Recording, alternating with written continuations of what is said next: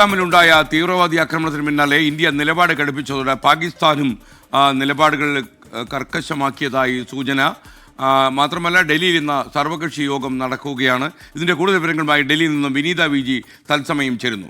വിനീത, good morning.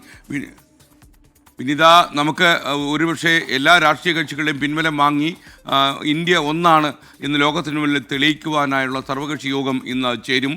അഭിപ്രായ വ്യത്യാസങ്ങളൊക്കെ രാജ്യത്തിൻ്റെ ആഭ്യന്തര കാര്യങ്ങളിൽ മാത്രമാണെന്നും വിദേശ നയ നിലപാടുകളിൽ നമുക്കൊരു അഭിപ്രായം മാത്രമേ ഉള്ളൂ എന്ന് തെളിയിക്കാനുള്ള സർവകക്ഷി യോഗത്തിൻ്റെ കൂടുതൽ വിവരങ്ങൾ എന്തൊക്കെയാണ്? വെരി ഗുഡ് മോർണിംഗ് എസ്കേൻ. ഈ ഭീകരതയ്ക്കെതിരെ ഒറ്റക്കെട്ടായി നിന്നുകൊണ്ട് മുന്നോട്ട് പോകണമെന്നുള്ളത് തന്നെയാണ് എല്ലാ രാഷ്ട്രീയ പാർട്ടികളുടെയും തീരുമാനം. അതിന് സർക്കാർ സ്വീകരിക്കുന്ന എല്ലാ നടപടിക്രമങ്ങളോടും ഒന്നിച്ചു നിന്നുകൊണ്ട് അതിന് പൂർണ്ണ പിന്തുണ നൽകുമെന്ന് ഇന്നലെ തന്നെ വിവിധ രാഷ്ട്രീയ നേതാക്കൾ വ്യക്തമാക്കിയിട്ടുണ്ട്. ഇന്ന് രാവിലെയോടുകൂടി സർവകക്ഷി യോഗം ചേരുമെന്നാണ് നമുക്ക് അറിയാൻ കഴിയുന്നത്. രാഹുൽ ഗാന്ധിയും ഈ സർവകക്ഷി യോഗത്തിൽ പങ്കെടുത്തേക്കും. അദ്ദേഹം അമേരിക്കയിൽ സന്ദർശനത്തിലായിരുന്നു. ആ സന്ദർശനം വെട്ടിച്ചുരുക്കി അദ്ദേഹം ഇപ്പോൾ ഡൽഹിയിലേക്ക് എത്തിയിട്ടുണ്ട്. കോൺഗ്രസ് ഇന്ന് പ്രത്യേക യോഗം ചേരുന്നുണ്ട്. കോൺഗ്രസിന്റെ CWC യോഗത്തിലും ഈ തുടർ നടപടിക്രമങ്ങൾ, ഈ ഭീകരാക്രമണം ഉണ്ടായ സാഹചര്യത്തിൽ തുടർ നടപടിക്രമങ്ങൾ ഉൾപ്പെടെയുള്ള കാര്യങ്ങൾ യോഗത്തിലും ചർച്ച ചെയ്യും. മല്ലികാർജ്ജുൻ ഖാർഗെയുടെ അധ്യക്ഷതയിലാണ് ഈ യോഗം ചേർന്നത്. കൃത്യമായിട്ടുള്ളൊരു നയം ഈ കാര്യത്തിൽ രൂപീകരിക്കണമെന്നുള്ളത് തന്നെയാണ് കോൺഗ്രസിന്റെ ആവശ്യം. ഇന്ന് ചേർന്ന സർവകക്ഷി യോഗത്തിലും കോൺഗ്രസ് ഈ ആവശ്യം തന്നെയായിരിക്കും ഏറ്റവും പ്രധാനമായും മുന്നോട്ട് വയ്ക്കുക. ഒപ്പം തന്നെ ഈ ഭീകരാക്രമണത്തിൽ തക്കതായിട്ടുള്ള തിരിച്ചടി ഇന്ത്യ നൽകണമെന്നൊരാവശ്യം ഇതിനോടകം തന്നെ രാഷ്ട്രീയ പാർട്ടികൾ മുന്നോട്ട് വെച്ചിട്ടുണ്ട്.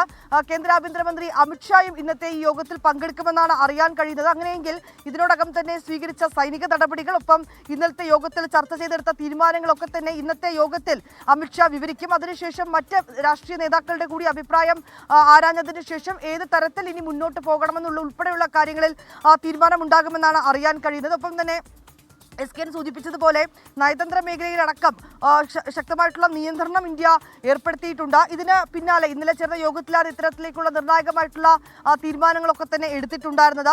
വിസ അനുവദിക്കുന്നതിലുൾപ്പെടെയുള്ള നിയന്ത്രണം ഏർപ്പെടുത്തിയിട്ടുണ്ട്.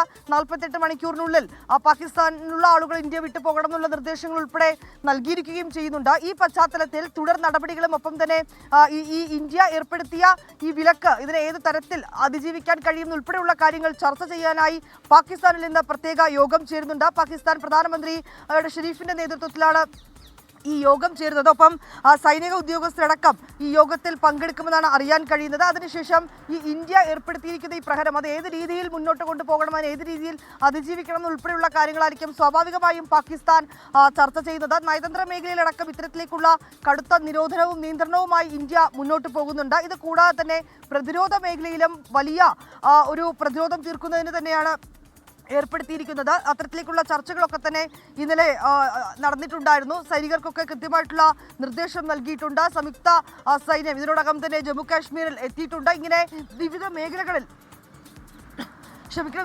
മേഖലകൾ കേന്ദ്രീകരിച്ചുകൊണ്ട് ശക്തമായിട്ടുള്ള നിയന്ത്രണവും ഒപ്പം തന്നെ പ്രതിരോധവും തീർക്കാൻ തന്നെയാണ് തീരുമാനം. എസ്കെ വിവരങ്ങൾ നൽകിക്കൊണ്ടിരിക്കുന്നത്. അല്പസമയത്തിനകം പഹൽഗാമിൽ നിന്ന് ബൽറാം നെടുങ്ങാടി കൂടി നമുക്കൊപ്പം ചേരും. നിങ്ങൾക്കറിയുന്ന പോലെ പൈൻമര കാടുകൾക്കിടയിൽ എവിടെയോ ഈ ഭീകരവാദികൾ ഒളിച്ചിരിക്കുന്നു എന്നുള്ള ധാരണയാണ് നമ്മുടെ സുരക്ഷാ സേനയ്ക്കുള്ളത്. സുരക്ഷാ സേന തീർച്ചയായിട്ടും അവരെ പൂട്ടി നിർത്തിയിരിക്കുകയാണെന്നുള്ളത് ഉറപ്പാണ്. കാരണം വളരെ കൂടുതൽ സമയം അവർക്ക് കിട്ടിയിട്ടില്ല രക്ഷപ്പെട്ടു പോകാൻ വേണ്ടി.